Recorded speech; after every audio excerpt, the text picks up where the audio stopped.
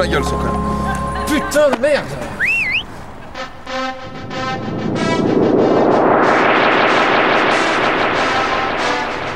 Pourquoi tu m'as fait venir ici? Et qu'est-ce que c'est que cet accoutrement? J'ai appris que tu faisais un épisode spécial Michael Jackson. Quand tu le sais, putain, je t'ai dit que je ne voulais plus jamais travailler avec toi. Là n'est pas la question.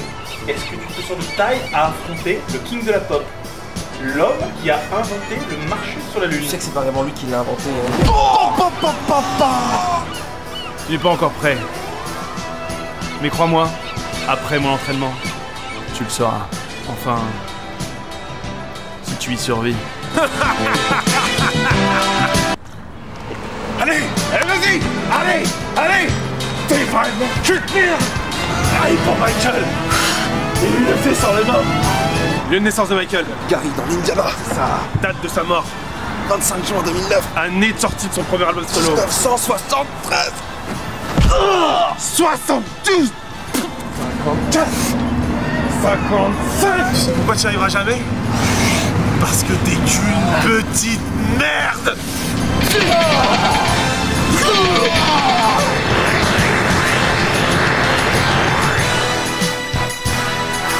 Vole comme un papillon.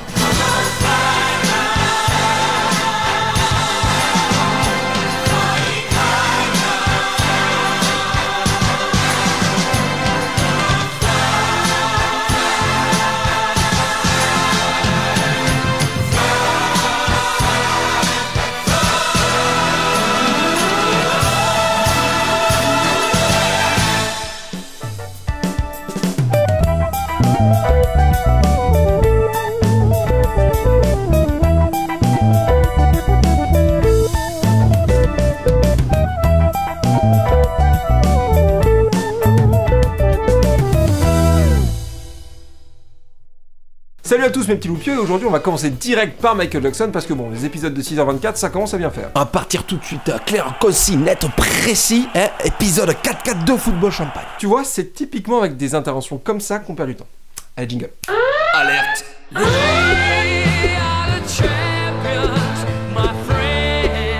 Michael Jackson est peut-être l'artiste le plus connu de tous les temps, avec plus de 750 milliards d'albums vendus. Blablabla, arrête d'essayer de nous enfumer avec tes anecdotes Wikipédia à 2 balles là, c'est pas ça que les abonnés veulent savoir. Nous, ce qu'on veut savoir, c'est est-ce qu'il aurait pas violé 2-3 petits enfants à droite à gauche? Est-ce qu'il aurait pas un peu forcé sur le botox? Et surtout, qui a volé l'orange du marchand? Je te propose de retracer de façon rapide mais néanmoins efficace la vie de Michael Jackson au travers de ses différents albums. Michael naît à Gary, petite ville très mal famée au sud-est de Chicago. Il entre dans le Jackson 5 à l'âge de 6 ans, où son charisme le mène rapidement à devenir le chanteur leader. Sous l'égide d'un père violent qui manie le ceinturon et le traite de gros nez à longueur de temps, tout en réduisant ses enfants au quasi-esclavage, le groupe commence à se produire, notamment dans les clubs de striptease du coin, où il acquiert rapidement une petite notoriété. Michael, à seulement 6 ans, voit des femmes à poil tous les soirs, vendant leur corps pour de l'argent. Et petit à petit, on en arrive là. Diana Ross presents The Jackson 5, le premier album des Jackson 5 qui va paraître chez la Motown, une maison de disques qui produit tous les artistes afro-américains de l'époque. Ah, pas mal ça, du coup c'est Diana Ross qui les a produits. Non, absolument pas, c'est juste un coup marketing. Le groupe enchaîne les tubes, de ABC en passant par I Want You Back, dont on a déjà parlé dans l'épisode spécial Noël avec Justin Bieber. Tu t'en souviens? Et Michael en est la véritable figure de proue avec son charisme et ses pas de danse inspirés de son idole James Brown. Il sort en 1972, parallèlement à sa carrière avec le groupe, 2 albums solo qui vont plutôt pas mal marcher, avec notamment la magnifique ballade Ben.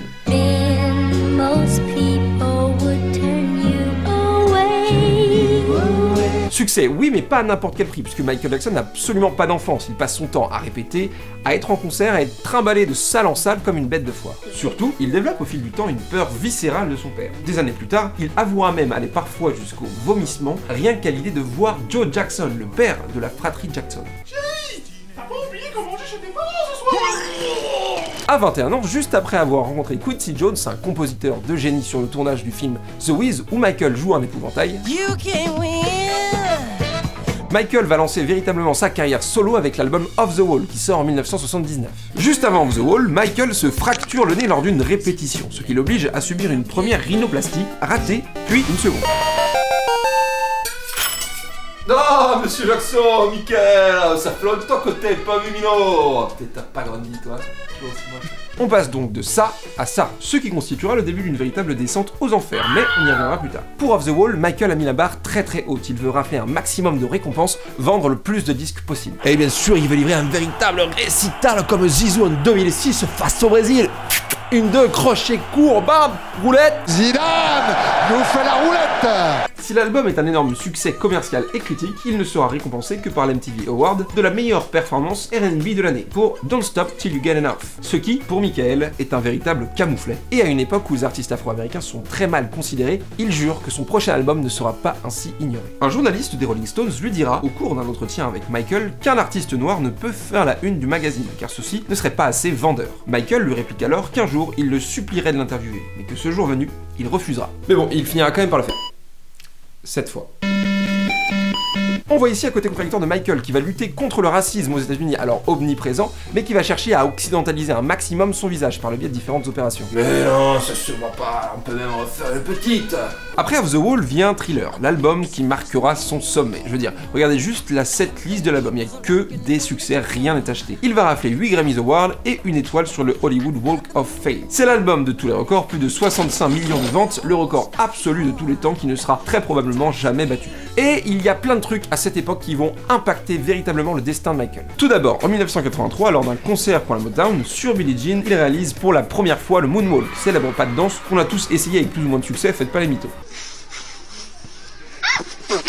Fred Astaire, le célèbre danseur de claquettes, déclara via un télégramme, oui monsieur, ça existait encore les télégrammes, je suis un vieil homme, j'attendais la relève, merci. Je crois qu'après avoir vu ça, on peut mourir tranquille. Une petite minute. Vraiment? Lui a inventé ce mouvement? Je ne crois pas, non, puisque ce mouvement était déjà utilisé dans les années 1950 par les danseurs de claquettes. Et le danseur de Chalamar, Jeffrey Daniels, l'avait d'ailleurs utilisé avant lui au début des années 1980. Et le mannequin à cuisse jaune, petit oiseau tout choupinou-pinou-pinet, le fait pour sa parade nuptiale sans doute depuis des millions d'années, alors bon. Tiens, et pendant que je suis là, c'est pour moi dans Wanna Be Started Something, dans le... Eh ben c'est pas lui! Manu Dibango, saxophoniste camerounais! Et bien sûr, tout ça s'arrangera à l'amiable, mais des sous. Dans tous les sens. La même chose avec Rihanna, des années plus tard, mais personne me demande! Je sais tout ça, personne me demande! Possible! Pour Thriller, Michael Jackson va révolutionner le monde du clip. En effet, avant la sortie de l'album, MTV ne passe aucun clip des artistes afro-américains. Selon la chaîne de musique, leurs abonnés, à majorité blancs, ne seraient pas intéressés et pourraient même être choqués par la diffusion de ces clips. La chaîne va même être surnommée KKK TV, en référence au Ku Klux Klan, et être traînée en justice par de nombreux artistes afro-américains, comme Rick James par exemple. On est quand même en 1982, c'est il y a quoi, à peine 35 ans, ça vous donne quand même une bonne idée de la mentalité du pays.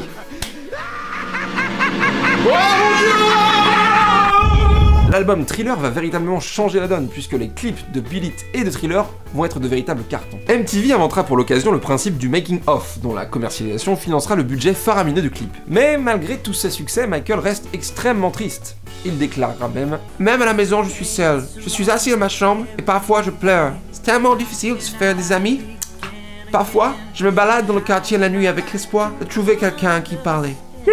Enfin, sur la période Thriller, un dernier événement important va définitivement bouleverser la vie de Michael. C'est l'accident sur le tournage d'une pub pour Pepsi Cola où une étincelle va mettre feu à ses cheveux qui entraînera une brûlure au 3e degré du cuir chevelu. Michael ne va même pas poursuivre Pepsi Cola, encore mieux, les sous que son assurance va lui donner, il va les donner à l'hôpital qui l'a accueilli, soit près de 1,5 million de dollars. Mais le plus important est ailleurs, c'est à partir de ce moment-là qu'il va commencer à prendre de puissants antidouleurs, surtout pour pouvoir dormir, qu'il consommera jusqu'à la fin de sa vie et qui finiront par causer sa perte. Enfin bref, après Thriller, on en est là. Et après Thriller vient Bad, un album où l'artiste veut casser un petit peu son image trop polissée avec des titres plus rock et très peu de ballades. À l'époque de Bad, sa peau devient de plus en plus blanche à cause du vitiligo qui le ravage. Cette maladie de peau dépigmente les cellules de l'épiderme en donnant des taches blanches irrégulières. Il n'existait pas de traitement efficace à l'époque, le seul moyen qu'a pu trouver Michael a été de se dépigmenter la totalité du corps. Néanmoins, malgré ses soucis de santé qui vont faire les choux gras des médias, Bad reste encore un énorme succès, regardez la setlist qui est encore une fois extraordinaire. On peut dire que cet album sera le dernier de sa période la plus faste. Ensuite arrive l'album Dangerous, qui est, à mon sens, un petit peu moins bien que les autres, à part l'extraordinaire Remember the Time, qui est une de mes chansons préférées de Michael, mais de toute façon, il y a beaucoup plus important à dire autour de l'album. L'affaire Jordan Chandler, adolescent qui accusera Michael de l'avoir violé dans son parc privé de Neverland. L'affaire est terrible et elle arrive juste avant la sortie de Dangerous. Michael, au bord de la dépression au moment des accusations, se dit prêt à aller jusqu'au procès, mais devant les enjeux financiers liés à la sortie de l'album, ses conseillers, agents, assureurs, banquiers et charcutiers, lui conseille de régler le souci à l'amiable. Michael cède et paiera entre 10 et 15 millions de dollars le silence de la famille. Cette action aura des conséquences désastreuses, car pour les médias, payer cet argent à la famille Chandler revient à avouer le crime. Et c'est un petit peu le début de la fin pour Michael. À partir de là, sa consommation de calmants ne va jamais cesser d'augmenter, il va perdre beaucoup de poids, il ne sera plus jamais l'artiste qu'il était. Une deuxième affaire éclatera même en 2003, quand Gavin Arvizo déclarera avoir été victime des mêmes sévices que Jordan Chandler. Cette fois-ci, Michael refuse de se faire ridiculiser devant le monde entier et accepte le procès. Il sera innocenté après 6 mois de procédure éreintante, mais malgré ça, malgré que rien n'a jamais été prouvé, ces 2 procès ont eu raison de Michael et sont indirectement responsables de sa mort le 25 juin 2009. Attends, mais c'est tout? Genre, toute la fin de sa vie, tous ses derniers albums, tu les rushes comme un gros bâtard. History, Invincible, t'en parles pas. Alors déjà, pour moi, Invincible, c'est pas foufou, à part You Rock My World, une chanson extraordinaire. Le processus d'écriture de l'album a duré près de 2 ans et demi, ce qui est très très long pour un album. Son coût est astronomique, plus de 30 millions de dollars, devant Chinese Democracy des Guns N' Roses. Sony a refusé de faire la promo de l'album, ce qui mettra littéralement Michael dans la plus grosse des merdes, en le laissant avec d'énormes dettes, puisque si l'album se vend bien en Europe, son très faible succès aux États-Unis ne suffit pas à éponger le coût de production. C'est notamment à cause de ça qu'il est forcé de faire This Is It en 2009, parce que le mec a plus un putain de rond, et ce, malgré un patrimoine incroyable. Bref, sa fin de vie est nulle, il va la passer loin des États-Unis parce qu'il ne supporte plus les médias, il va même s'exiler chez le fils du prince du Bahreïn, qui va lui réclamer de l'argent. Ça veut pas dire qu'à ce moment-là, sa vie pue à la merde. Mais en soi, sur quoi ça part tout ça? La première accusation, on a retrouvé des enregistrements téléphoniques du père de Jordan Chandler, où il appelle un pote pour lui dire qu'il a touché le gros lot. Est-ce que c'est vraiment la réaction d'un putain de père qui apprend que son enfant s'est fait violer?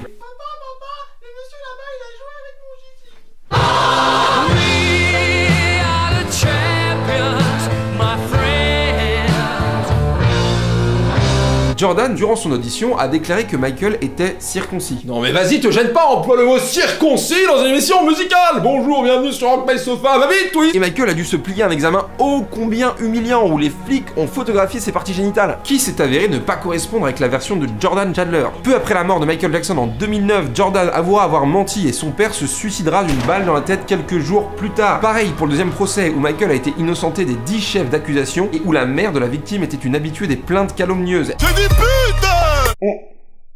Mais ça va, on l'a compris, pour toi Michael Jackson est innocent, calme-toi. Non mais ça va au-delà de ça, putain. Michael c'était ça.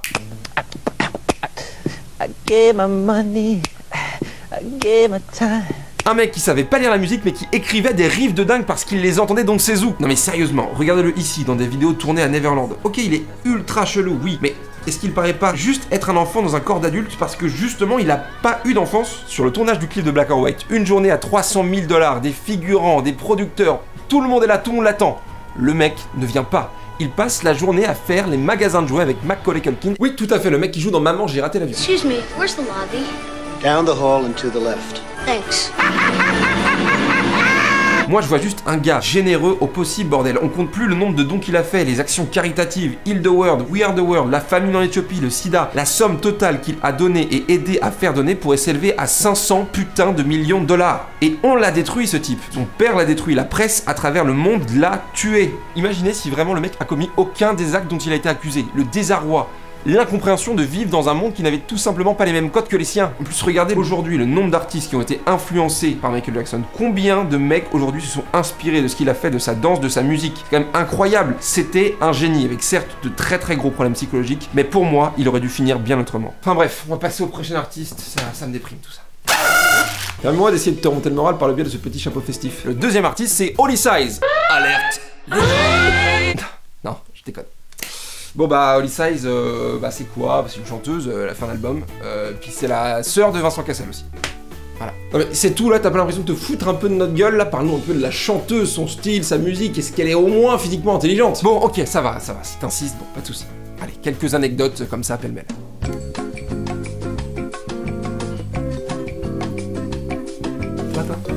Bon, on va respecter un peu quand même, hein. Elle a fait certes qu'un seul album qui s'appelle My Name Is, mais que je trouve vraiment cool, avec quelques titres bien péchus que je vous conseille d'aller écouter. Pour le reste, c'est surtout une actrice, la sœur du grandissime Vincent Cassel. C'est moi que tu parles comme ça, mec. Et elle a tourné dans quelques films très sympas, comme Le Premier Jour du Reste de ta vie par exemple, de Rémi Besançon, dans lequel IFR référence le solo de Freebird, que vous pouvez retrouver en cliquant ici. Si je comprends bien... Chut. Tu viens de faire un épisode spécial Michael Jackson. Alors que sur la vignette, c'est pas marqué épisode spécial. Oui. Est-ce que tu te rends compte que tu trompes tes abonnés? Oui. Viens là ma puce, viens là ma biche. Bonjour. Grâce à ma méthode, découvrez comment gagner 12 000 € par mois en 2 clics. Mes amis me demandent souvent. Dis-moi Maxime, mais comment fais-tu pour gagner autant d'argent? Bah, la réponse est très simple, mon petit Jean-Marc. Il suffit d'aller sur le YouTube, rubrique Rock My Sofa, et de t'abonner à la chaîne. En 2 clics, et avec la modique somme de 359,99 € par mois, tu pourras devenir aussi riche que moi. Reçois ton pins Rock My Sofa pour tout abonnement le 15 mars. Viens là ma puce, viens là ma biche.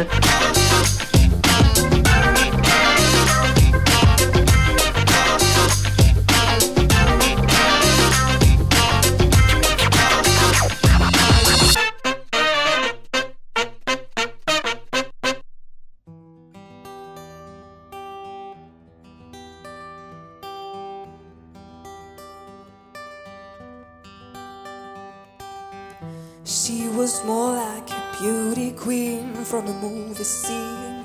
I said, oh my boy, what do you mean? I am the one who danced on the floor and around.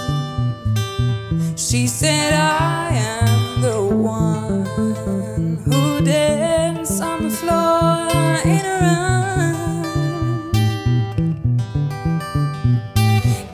Always told me, be careful what you do. Don't go around breaking young girls' hearts. And mother always told me, be careful who you love and be careful what you do, 'cause the lies become the truth. Come back to dance with me.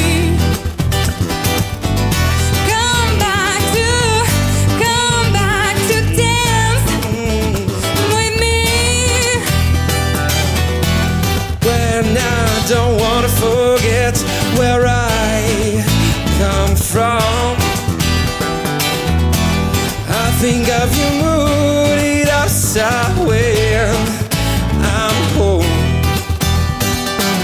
I got the rhythm in my blood, your credit touching my soul. My memory's out of control. I can't get you out of my mind.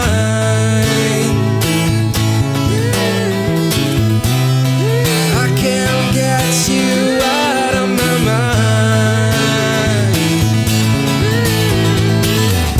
Billie Jean is not my lover.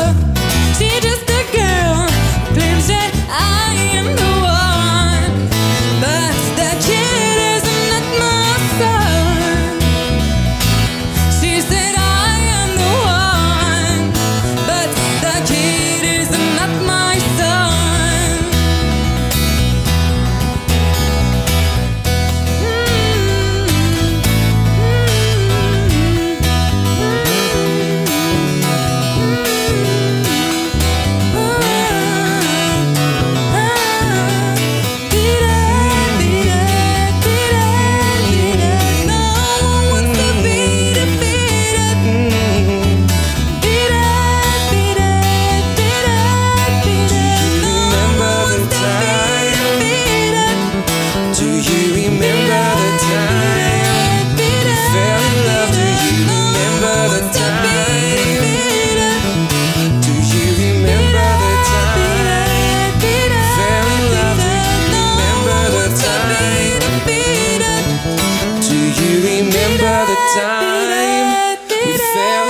Do you remember the time?